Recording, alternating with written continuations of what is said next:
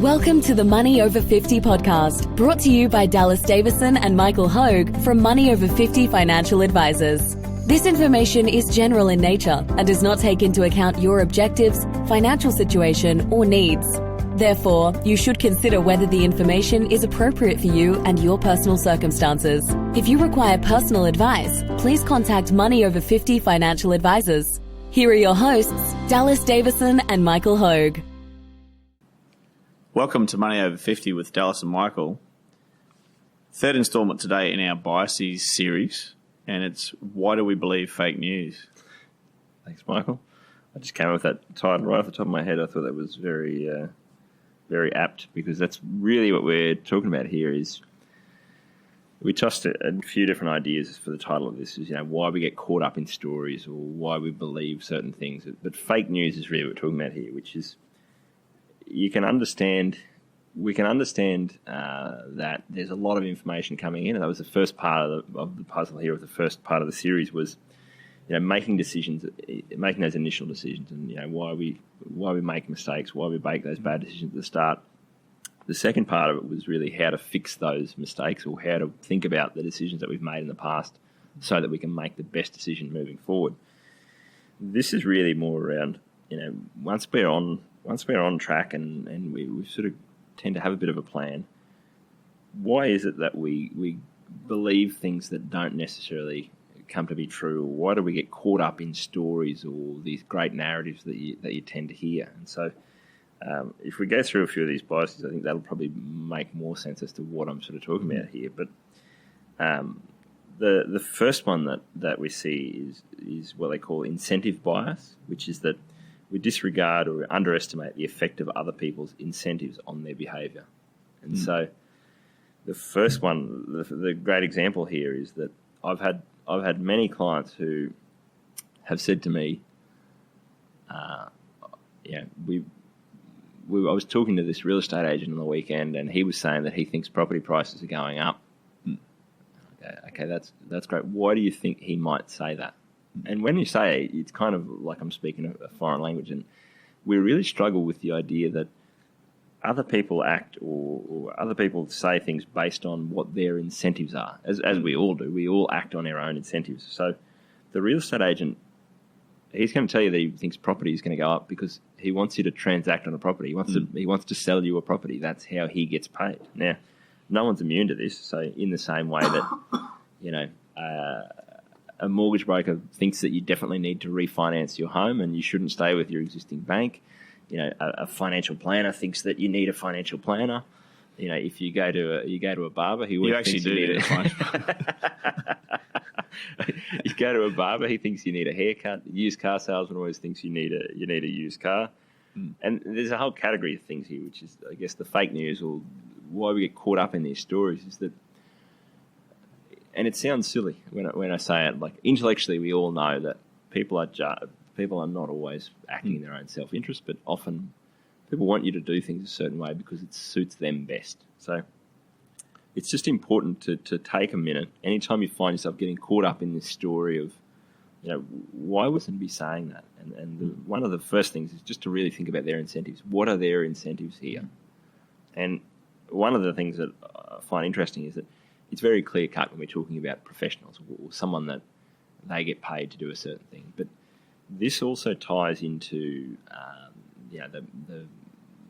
those decisions of where does this information come from. If I've got, and again, going back to a good mate of ours, and we know who we're talking about here, if he bets on a horse, he wants everyone around him to bet on that same horse. Now, logically, that doesn't make any sense. Him betting on the horse doesn't make the horse run any faster. Me betting on the horse doesn't make the horse run any faster and make him any more likely to win. But his incentive in that moment is that he wants to feel the best he possibly can about that decision that he's made. And so he wants people around him to make the same decision, because that then, to some degree, justifies what he's done or encourages his decision to be, makes him feel good about it. So this is really the first one, is that don't get caught up in these stories is really the key of each of these. But when you're looking at each of these, think of the incentives, not just in terms of what is someone's financial incentives, but what's also their emotional incentive to wanting you to behave a certain way. Number 2, hindsight bias. So the hindsight bias is we look back and we think things are more predictable than what they were at the time. Now, the reason why this is relevant to getting caught up in today's stories is that we look back 5 years ago, we made a decision, we make decisions now, and we seem to have a we tend to be overconfident on the decisions that we're making right now, even though if we look back throughout history, we can see that the decisions that we made might not have actually been the right decision at that point in time. It's just that with the hindsight effect, they look like we knew that was going to happen. So what we're talking about here is that people always think, and this is from our perspective, we'll often ask people about where do you see yourself in 5-10 years' time, or people will go to make a decision saying, well, I'm going to be, for example, I'm going to be doing this job for the next 5 years. I know that for sure, so I can take that into account. Now, if you then said to the same person, well, where were you working 5 years ago? What were you doing for work 5 years ago? In a lot of cases, they were doing something else completely different. And if you say to them, well, 5 years ago, when did you assume that your work would have changed or that your job would have changed? And they didn't. So it tends to be that we're overconfident about our ability to predict the future, and that's because we look back at the past and we think we knew more about how things were going to turn out than what they did. Yeah, and I've even seen this with market volatility. So I'm thinking back to the global financial crisis. People that were reluctant to invest more money at that point in time when the markets were really, really low, or they had a propensity to panic because of the markets having dropped 57% from top to bottom. Like not even 1 year later, they said, that was stupid that I didn't do anything back then, or it was stupid that I panicked or wanted to panic because I should have. I can see things have fully recovered now, and I should have known that. Like that's the way things always happen. That's right. Yeah, that's a great point. Is that thing of, and what tends to happen as well is there's a selection sort of thing that happens here where we tell ourselves stories and then we remember the stories that that line up with how things have turned out, and we don't remember the things that didn't line up with that. So it's a really tricky one, this one, because by its nature, the stories that you've told yourself 5 years ago that you've forgotten, you can't remember what those stories were, and that's sort of where, the big one with this for me is to how to minimise the effects of this. Is again, we can't get around this. You always you're never going to be able to remember what the things were that you were worried about 5 years ago, or the stories that you told yourself ago, or the stories that someone else had told you 5 years ago, because it's just too many of those coming in. There's too much information. So what you just got to bear in mind is that when I'm making decisions now, when I look back at the past, it all seems far more predictable than what it was at the time. So if I'm looking into the future, I'm assuming that it's going to be really predictable like it was in the past, and it's just not going to be the case. So what you really need to do to minimise this is to have a real margin of safety around your decisions. And what I mean by that is when you're making decisions, make them in a way that even if things don't quite go to plan, you're still going to be okay. And that's, we talk about this with that getting comfortable with not knowing for sure. Like, I know that if someone comes to me and they're 10 years out from retirement and I say, look, let's get your superannuation spread out across all these different companies in Australia and around the world, and let's get your concessional contributions maxed out every year, and let's do that for 10 years. And you need $1.5 million in super at that point in time. You might not have 1.5, you might have 1.4, or you might have 1.6. There's no way to know what that is, but at least we then have a margin of safety. We're in the ballpark of where we need to be.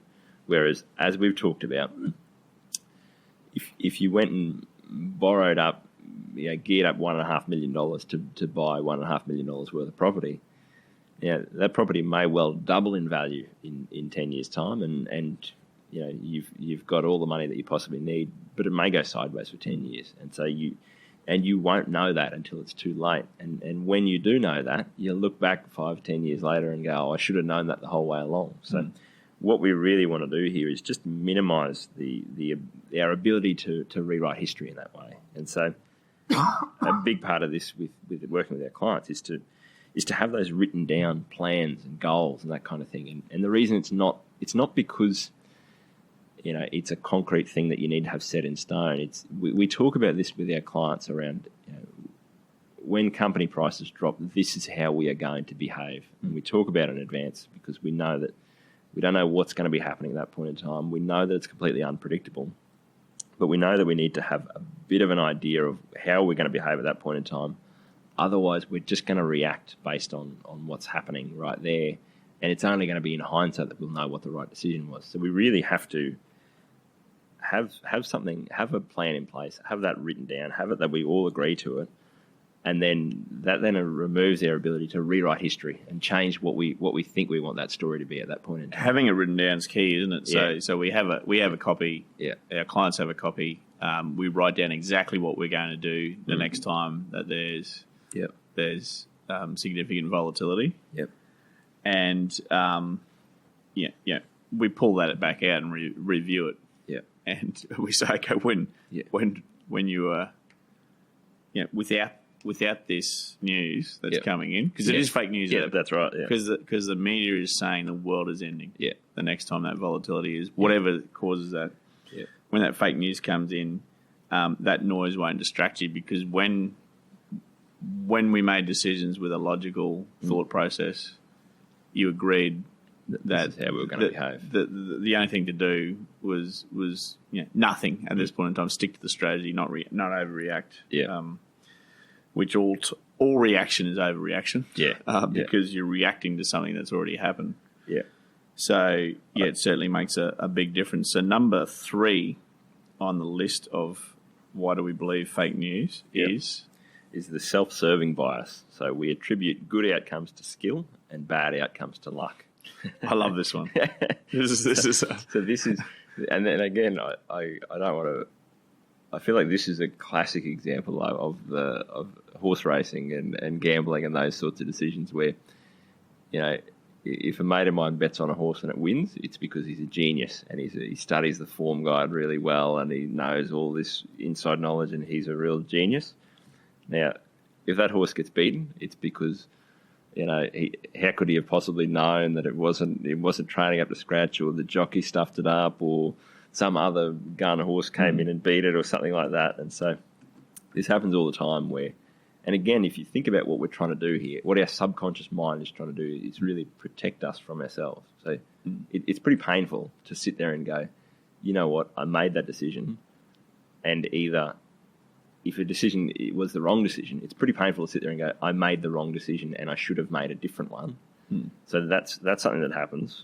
But also the other part of it is that if something goes well, it doesn't necessarily mean that was a fantastic decision. It just means that could have just been luck. It could have just played out the right way for you. And so, and the other area that I see where this self-serving bias becomes dangerous, where we see it more with that retirement planning, is that everyone's an expert at something.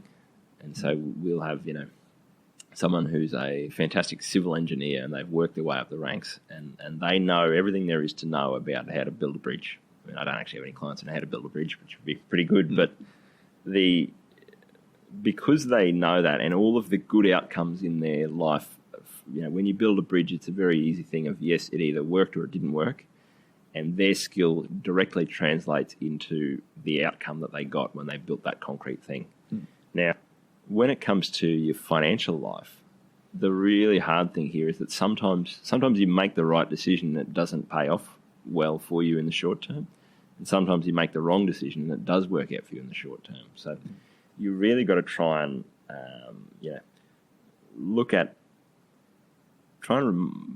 set a way that you remember why you're making a decision in the first place, what the thesis is that you're making that decision on, and really think about the process of how you made previous decisions rather than the outcomes. So what I mean by that is, we've touched on this, is if you've got $500,000 in super and you want that to grow as much as possible over the next 10 years, and you say, I'm going to invest that money in the top companies, the best companies in Australia and around the world, because I want that long-term growth and I know it's going to come with short-term volatility. Now, you really have to remember why you made that decision. because 6 months later, your $500,000 balance might have dropped to $400,000. Now, that doesn't mean that you made the wrong decision.